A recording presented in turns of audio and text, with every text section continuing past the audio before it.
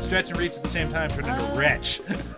Oh, actually, do you want to feel old and tired and like you really need to do your stretches? I do. Watch a Jackie Chan movie. And you're going to be like, God, what? Stop. I am not limber. I'm not limber. I'm exhausted. Thanks, Jackie Chan. Oh, that is the new official opening of Behind the Hype for this month. Feel bad about yourself. I couldn't do that in my 20s. God, no, I could not do that in my 20s. Definitely can't do it in my 30s. So hi, welcome Behind the Hype. I'm your host, always Brian Dressel. With me as always is Chewy Darso. Hello. And Jonathan Hardesty. It's good to be back. Very good to be back. That was a little bit long of a break than I intended, but at the same time, it was very needed, so I'm kind of okay with it. Hopefully you're okay with it too. Sorry we didn't put any episodes in the feed, so it just kind of sat there dwindling on your phone with nothing happening, being forgotten. So clearly you had a chance to listen to our Zack Snyder month. Well, yeah.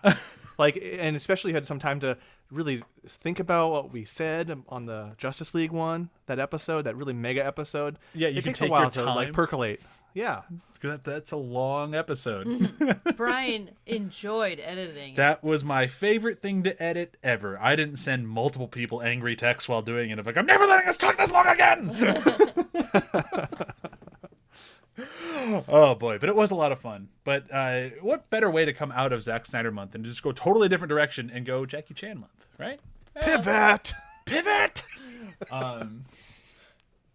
So Jackie Chan, just a brief, where are we coming from with Jackie Chan? Personally, Jackie Chan is one of those guys that I've always been a fan of. I've always enjoyed his work, but I've never really sought out his work.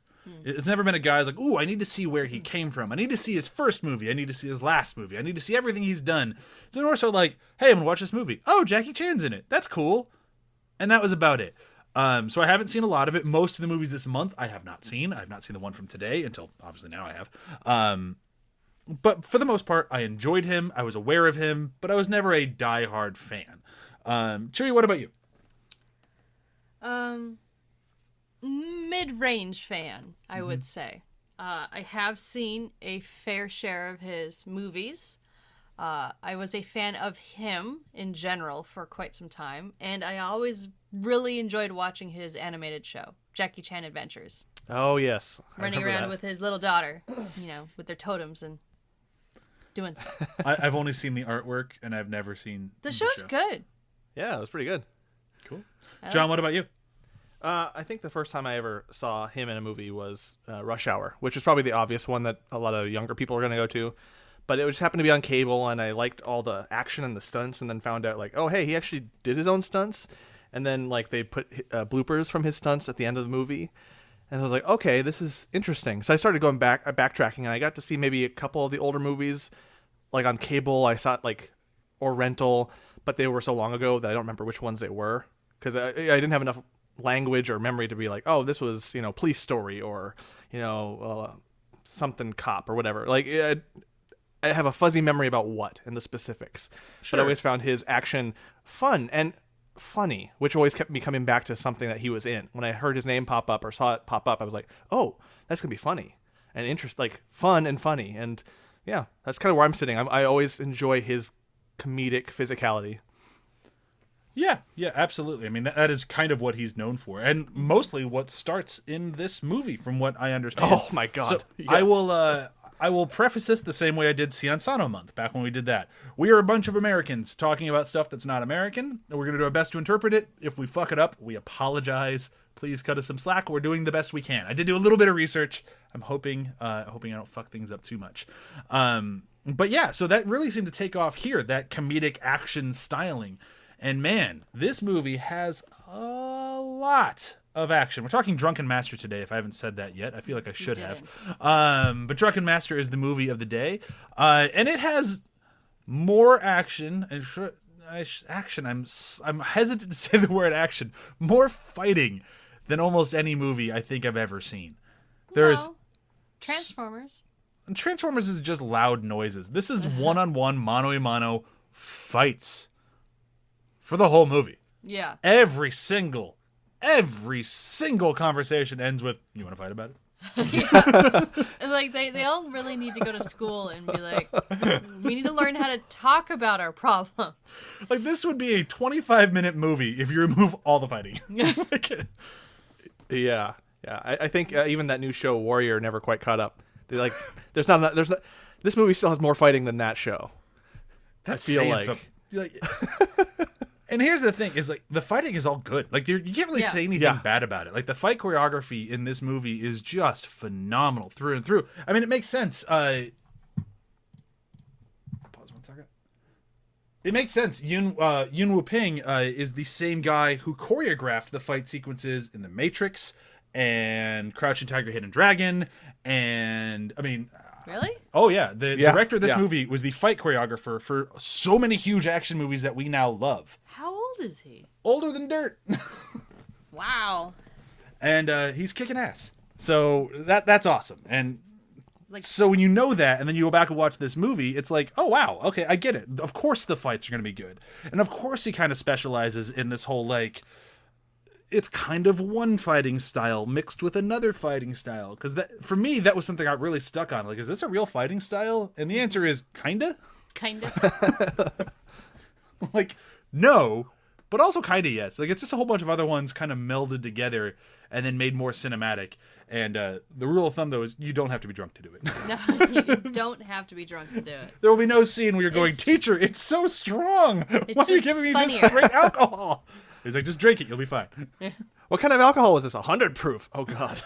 You're just drinking alcohol. Burning your intestines. You're gonna kick ass. Yeah. So let's do a very quick breakdown of what happens in the movie, and then we'll kind of get back into all of the fun of it. John, do you want to do a quick breakdown?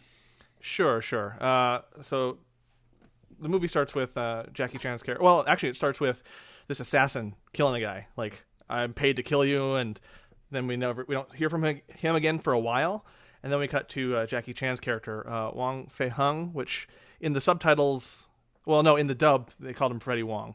Yeah. And he is just a troublemaker or a rascal, very not that great. He kind of makes a move on his cousin, and then calls his aunt a bitch, and then she beats the shit out of him. And he doesn't realize that they're every woman a bitch for the first hour of this movie. Right. But Well, then the women all leave. I mean, that's fair. Yeah, so there's no women left to be called bitches the rest of the time. Right. So he does that, but doesn't realize that they're related until he meets them back at the house, and he goes on to cause some more trouble. He saves a merchant from some rich jerk, and finds out that kid's an important son of some family leader. And there's stuff with that, and the father's like, I can't control you, son, so I'm going to send you off to a teacher. And a teacher who is very abusive, or like that's the rumor. And so Jackie Chan runs away. Freddie Wong, he leaves, he bolts, and steals, well, he tries to steal a bunch of food at a restaurant. Just convince the boss, like, he sits next to the boss and eats all his food and then tries to leave, and then they're going to beat him up, and then this trainer shows up. Beggar So. And, that's what the Wikipedia article says. The dub had something different for his name. This is way so. Yeah. Wasn't he so high? So high? Is that it? Yeah, so high, yeah. In the movie. Yeah. So we're going off the Wikipedia or the IMDb, like the actual names of the characters. In the dub, they rename them all things that us Americans could say. Yeah. Right, exactly. They make it easier, quote unquote.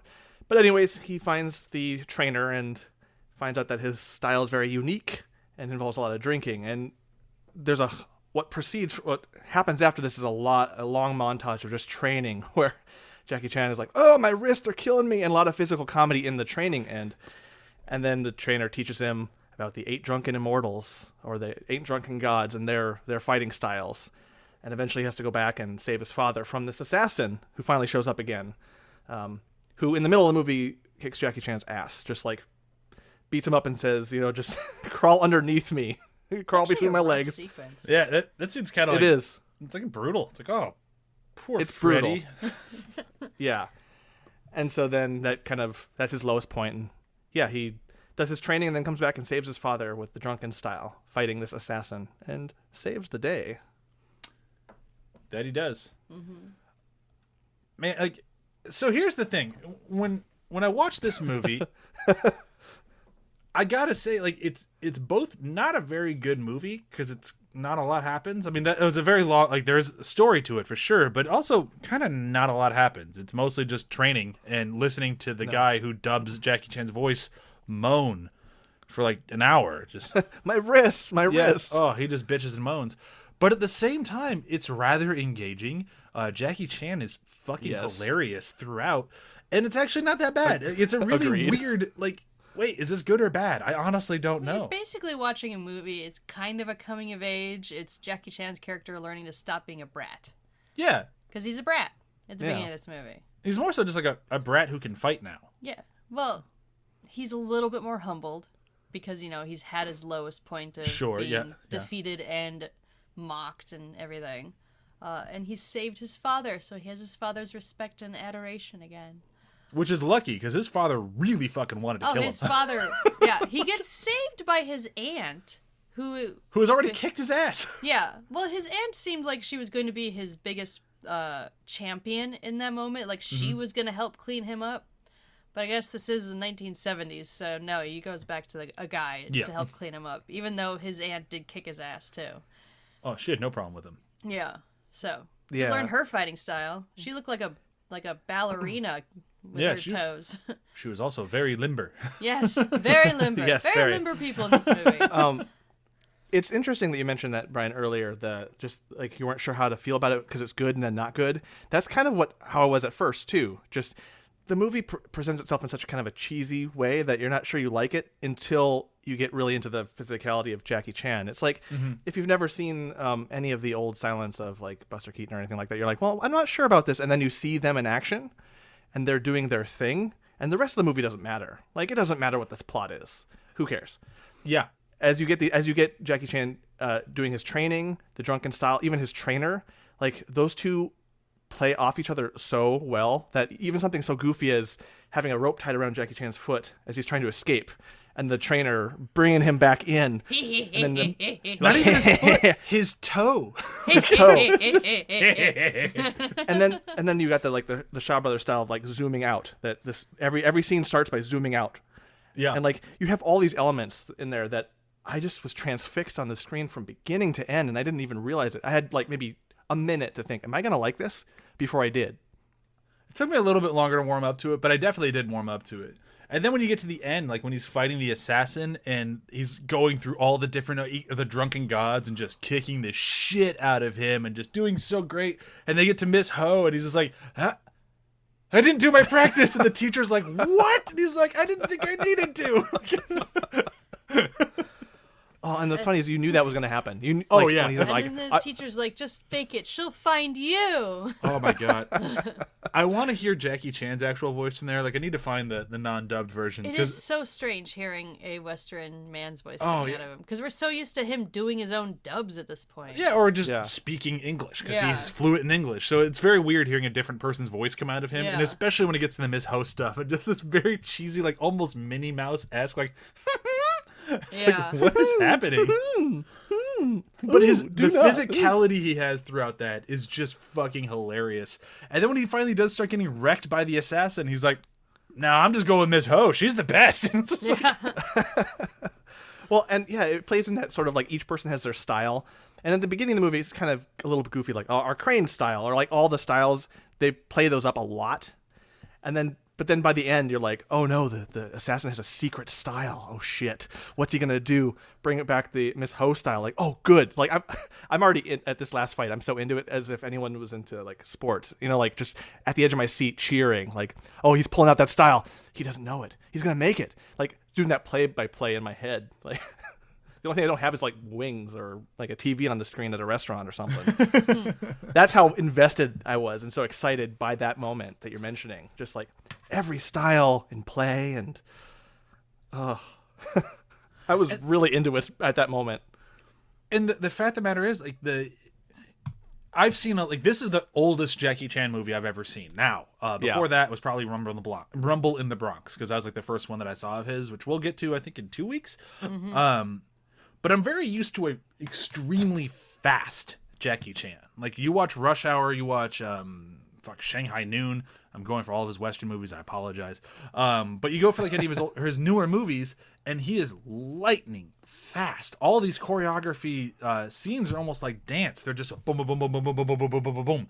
Like you almost can't keep up with it. And going back to Drunken Master, it was kind of interesting. Like this is just Jackie Chan style. Like his mix of just the thing I've always loved about Jackie Chan, in the admittedly as minimal as a fan as I've been, I like that he uses anything as a weapon. Like that's always been kind of his thing. Oh, yes. If he rolls over a coat, now he's going to use that coat as a weapon, or he grabs his random shit. And that's already on display here. Like he's already making his own thing, and it's just a little bit slower. So like what got better with age for him wasn't the moves, it wasn't the choreography. It was just picking up the pace a little bit. Like he could already do it. And that to me is just so fucking impressive, because like being able to fight is one thing, but being able to fight on camera and still having it look engaging is a totally different thing. I really actually liked watching how slow the fights were in this, because I could keep track of their physicality more. Yes. I like, honestly, I like watching the muscles on fighters. Yeah.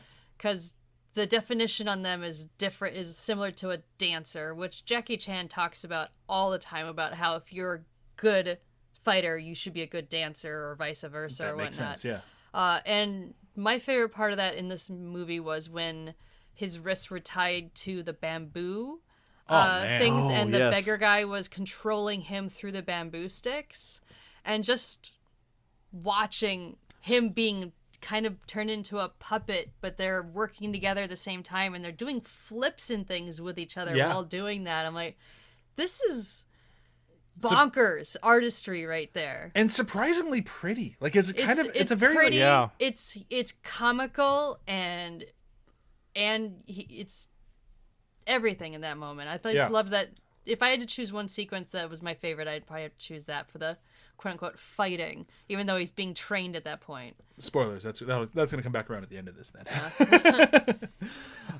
But you're right. Like that scene is so good, and it's just like weird to watch, because you're watching and like, how is his wrist not breaking? Well, he's complaining about it. He complains about everything. There was that one time that I actually, in that sequence where he's just like, my wrists, they're broken, and then the bigger guy, the teacher, baps his wrists on the ground as if he's putting him back in place. Oh, like, they're better now. But yeah, I feel like my wrist would have been broken. Like, oh yeah, absolutely. My wrist would have been broken when he was doing the push-ups. Oh my god, the flipping the hands upside down. Yeah. Oh. Ow! Like, you're doing that. You're actually doing that. Yeah, oh, God. I couldn't even push myself up on the back of my hands, let alone flip to them and land and keep myself up. Yeah, I could forgive the dubbing in that instance, because I think the voice actor actually did capture how I would feel, at least, and respond to like push-ups on my wrist and flipping them. Because yes, I would be making the same complaints, and yes.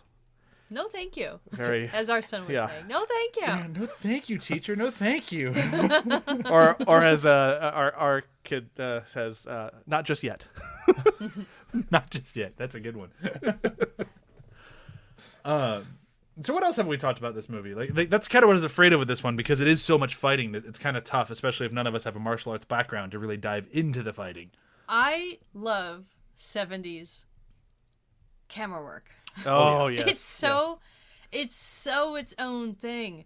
And it's serious and it's funny at the exact same time. I like how things that were funny in this, I remember watching similar things in Monty Python's Search for the Holy Grail. Sure.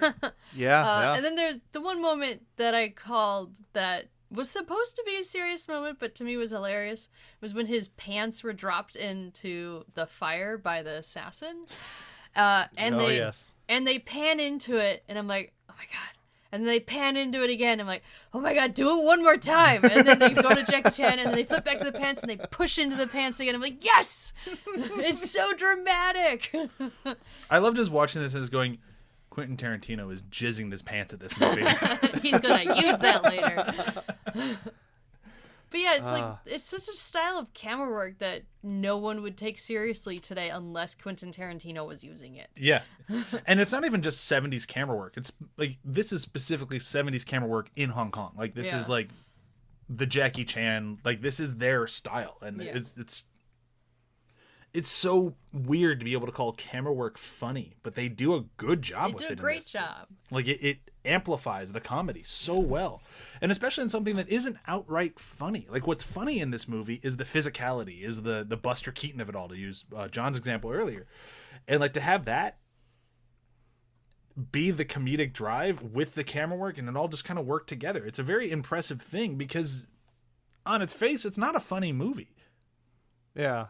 Yeah, it's almost not a good idea to go at it thinking you're going to laugh out loud or like that kind of expectation going back, which I'll admit I had a little bit going in. It's like, this is going to be like rolling on the floor laughing, right? The Raffle situation. Yeah, but no, It was more like, no, this is going to just be delightfully fun. And every creative little camera move and physicality and choreography, that's going to make you smile. And that's going to elicit oh, that's funny. Or it's going to delight you in different ways and surprise you. Like, this movie's wall-to-wall fighting. One after the other. This could get boring. I feel like in not the masterful hands that were present here at this time, you'd been like halfway through, be like, another fight? Whereas this one, I'm anticipating the next fight. Like, come on, just fight. I want to see more of this. Like, we get to the guy with the King of Sticks or whatever. And like, okay, this is going to be... Yeah, King of Bamboo. Yeah. You get to that and you're just like, oh yes, more fight. Like, let's see him deal with this guy. Or every time there is a fight, it was just exciting, and I was anticipating that, which is not something you would expect from just a wall-to-wall fighting, because just straight action can be tiring in a movie if there's not a lull. But in this movie, I didn't want a lull. There was no lull I needed. No, it just kind of works. I mean, cards on the table, I did get a little bored, like probably around like the 50th fight sequence, about like 10 minutes into it. I'm like, all right, this one could have been shorter. But that's like, if that's my complaint of the movie, I'd say that's a pretty good movie. Like my complaint is some fight sequences could have been a little shorter. Yeah. That's a pretty mild complaint. My biggest complaint would be Freddy is a massive jerk in the restaurant sequence. And honestly, he shouldn't have been saved by So High or the beggar. So, because he was a jerk to that guy. He was totally scamming him. But it was kind of funny. It was kind of funny. I just loved like you gonna eat all that? Oh yeah, I'm growing. Look at me. Yeah. Just shoveling food in his mouth. And then the rest of the guys are just, trying to be business owners. Yeah. I know, it's funny to watch them beat them all up. And the gorilla guy was pretty wonderful. I love the gorilla guy. Yeah. The guy with the fake teeth. It was a little too obvious that he kept trying to hold in his teeth. Oh, that poor actor could not handle those teeth. He was trying. Yeah. Yeah. Oof. I saw that and I was like, oh no. Like you would see it, like he was just moving around, and every now and then he like literally would push the teeth back in. Yeah, it's like he's trying. Like that's a weird bit. Like you didn't really need that bit. No, but different times, different culture. Yeah.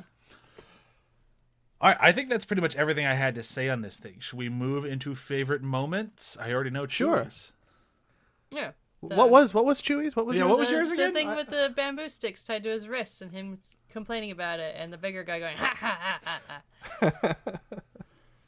I love his laughing. Honestly, I'm going to kind of piggyback off of yours, and my favorite moment is actually going to be many, many moments, and it's really anytime they did a close-up on his teacher, and he went, like, his laugh was just so good. And if it wasn't that, it's Jackie Chan screaming, I didn't do my practices, and the teacher going, what? It's just great. It is. Great stuff. Okay, so for a favorite moment for mine is the it's ironic because I'm allergic to these, but the snapping of the walnuts with his fingertips, and just like that training with his fingers, and just the way that's set up and pays off was a delight. The payoff is he breaks a dude's rib. And he just kind of ripped off part of his shirt. Yeah. Yeah, but also he can like oh. Yeah, so that one was pretty rough. But the grabbing the bamboo stick from the guy, like the King of Bamboo, like just being able to hold that, just to see such a very simple, quick display of his mastery of that was really cool. And just the way the hand choreography is with that, to me, was just very funny, but in a very kind of focused and small way that, I don't know, I got a kick out of that so much. Oh, yeah. Good stuff. Very, very good stuff. All right, double features this week. Might be a little tough, but I don't think it'll be impossible. I'm going to go with, and this one should be really surprising to everyone, but it's the last time we did a movie on this podcast, and we talked about, like, man, there's just a lot of fighting in it, like, almost too much. And then this going back to when Ryan was still on our show, he's like, oh, yeah, actually, they tested the movie, and they said, could there be more fighting? So they went back, and they took out some story, and they put in more fighting. And with 1995's classic Mortal Kombat. I think just for the sheer amount of one-on-one fighting, they'll pair well together. You might be a little tired of one-on-one fights by the end, but it'll be a good double feature. I don't tire of that movie. I don't tire of that movie either. I liked it so much more than the new one. I feel so bad that I didn't really love the new Mortal Kombat. The new one really tried to put more plot in. Yeah, and it turns out, nope, 95 had it. Less plot, more fighting. Yeah. I've got one, if you're still looking for one. Sure. Well, I'm just going to go with Monty Python and the Holy Grail. All right.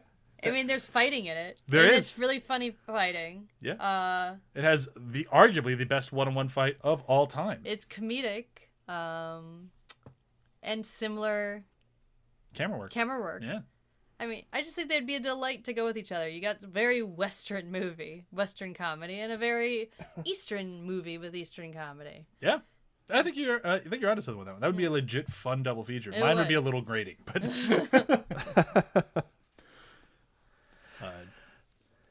have at it, John. Yeah, I'm gonna go with just in terms of physical comedy and silliness, I'm gonna pair this with Kung Fu Hustle. The director was the fight choreographer on Kung Fu Hustle. Of course he was. Of course he was. Yeah. And Kill Bill, which we've also kind of mentioned today. Like, this guy worked on a bunch of the movies. He works too much. Yeah. And I just, in terms of the level of delight and humor that kind of tickles at me, both this movie and Kung Fu Hustle just are able to kind of pinpoint on that physical comedy that's really funny. And Kung Fu Hustle goes really far and on the CG end of things, but that's even to its benefit in terms of how silly it is. Whereas this is older and able to be contained. But I would watch both those back to back and just have the greatest weekend. Oh my God, who would win in a fight? Oh, I mean, the other get all the hand champions. of God. I don't remember what it's called at the end of the movie. Is it the Hand of God? Something like that. Or Hand of Buddha. Yeah, I don't remember. But that'd be a fun fight to watch, that's for sure. Bare minimum, it'd be very funny. All right, so that sums up Drunken Master. I really am really glad that I finally got around to seeing it, because it's just always been one of those movies kind of like, I know, Jackie Chan, older movie, I'll get around to it. And it took a podcast month for me to do it, but I'm glad that I did. What a great fucking movie. Well, and it's nice to be able to use this as an excuse, too, because I've also felt a lot of blind spot when it comes to Jackie Chan. Like I said, Rush Hour is kind of the main entry point for me, and a few of the older ones, like older VHS rentals, are kind of my access point. And just, I feel like there's a whole like his whole thing I'm missing a lot more of. And so yeah, I'm excited for this month. Right. Yeah, so it's interesting. I didn't realize I was going to be the one that's seen most of his films. Or not most of it, but more. Compared to the other two of us, yeah. Yeah, because I've seen Super Cop and stuff. Well, we're going to watch Police Story. Super Cop would be part 3 of that. That's why I knew. Yeah. That's Yeah. So that's what I thought. I thought the whole franchise was called Super Cop because, like I said, I wasn't that big of a fan. And then Chewie. I've never seen the first one. I've seen the third one a few times because it also has Michelle Yeoh in it, which is and I awesome. love her. And I was actually debating on just like, well, fuck it, we're just going to do that one because it's got Michelle Yeoh in it. That's awesome. But no, we should watch the first one because that's the right thing to do. And it's on HBO Max, so that makes it available. I would also, but I might caution when it comes to watching this if anyone's going to follow along. There's a lot of different Drunken Masters and different naming conventions that change. This one was kind of confusing. I had to double check to make sure I was going to watch the right one, just because one of the streaming services for this one. For Drunken Master? For Drunken Master, yeah. The dates were all wrong on the streaming service I rented from. And then there was 2 versions of them and like different covers. It was very confusing. So just watch out, especially with things that change their name on the US release. I had no problem finding Drunken Master, but finding Police Story was very difficult because it's not available on all streaming services. Super Cop Part 3 is available everywhere, but Police Story, from what I could find, is available on Apple and HBO Max. So if you're going to watch along, that's where you got to do it. You can't even rent it anywhere else. Like, it's not like you can rent it on Vudu or Amazon. Like, it just does not exist. So you can only watch it in those two places. Interesting. Which is odd, but whatever. So if you want to watch along with us, that's what we're watching next. Police Story. Police Story. I know absolutely nothing about it except for the fact that I heard Michelle Yeoh's in the third one. So that'll help me get into the first one. And then coming up after Police Story next week, we have Rumble in the Bronx. And then we'll do only one Western movie because, I know he's had a wonderful career in Hollywood and whatnot, but we kind of figured we want to stay like with what made Jackie Chan get his Hollywood career. So we're sticking mostly with that stuff. But we have to do Rush Hour. It just didn't feel right because that's what America really got. That's where they really got hooked on Jackie Chan was Rush Hour. And it's a great fucking movie. Like, it hasn't aged that well, and mostly because its director's a fuckbag. But, otherwise, it's a great movie. Despite all that. Terrible people make something you still enjoy. Yep. And you're like, I'll keep this, but I'll let go of you. And I'm gonna try to do my best to come up with multiple nicknames for that fucking douchebag of a person. Sorry, I don't like that one because that's that's not my best one. He's just.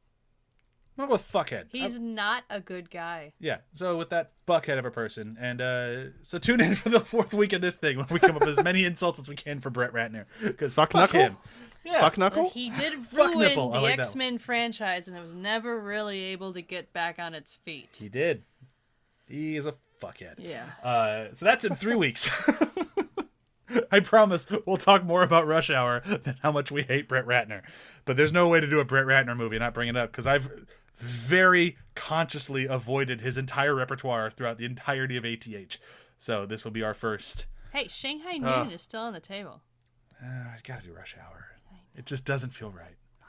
All right, We're going to watch it independently then. That's fine. I have no problem. Because we own it on DVD. Yeah, and it's a good movie. I like Owen Wilson. Okay. I just don't want to watch Shanghai Nights ever again. Yeah, Shanghai Nights isn't good. Ever. All right, let's do a quick round of plugs. We're going to say goodbye. For this show and every other show on the ATH network, be sure to check out athpod.com. Mondays, we are back and at it and sucking all the blood we can with who, what, when, where, and why we do in the shadows, where we are covering every single episode of What We Do in the Shadows, at least as far as covering the very first movie and the first 2 seasons of the TV show. We might do a little bit of Wellington Paranormal. We haven't really decided yet. And we might cover the 3rd season of What We Do in the Shadows. We haven't really decided yet. It's not out yet, and Jermaine Clement is no longer involved, so we might not do it. But we're still deciding. It's at least going to be the movie, which that episode's already out, and the first 2 seasons of the TV show. So that's who, what, when, where, and why We Do in the Shadows. Yes, he dropped out. He said he has too much to do, and he thinks they can handle it, which he's right. They're fucking hilarious, but I'm a little worried without Jermaine Clement there anymore. Jermaine. I know, right? Being so successful. What a fuckhead. Hey, no. But a different one. A one that we like. Yeah, a likable fuckhead. We're just frustrated with that. We want more of you, even though it sounds like you're giving a lot of yourself. Yeah. And put more Reese Darby in everything. Anyhow, Chewy, anything to plug? Nope. No. John, anything to plug? As always, Demon Days, the actual play podcast that we do, and we're having a great time, and still in our bi-weekly schedule, but we're cooking along, and the story is starting to heat up a bit. We got some big showdowns coming up, so I'm excited. We got some new artwork coming out. Oh yes, I'm not sure how. Finally got some artwork. I'm excited. Yeah. Probably by the time this thing comes out, we'll have it. I don't know. We'll see. Soonish. We will see. Yeah. Yeah, it looks fucking great though. I'm really excited. That's I don't want to spoil what amazing. it is, but it looks so fucking good. All right. Thank you, everyone, so much for listening. Be sure to tune in next week for Police Story. We may or may not have a British guest. Who knows? If Matt feels like waking up at the ass crack of dawn to be there, he might join us. He lives alone now. Yeah, he's got his own house. Yeah. He's got his own little podcast set up. He showed me. It's a little table next to his couch. It's adorable. Should stop talking. Bye. Bye. Bye.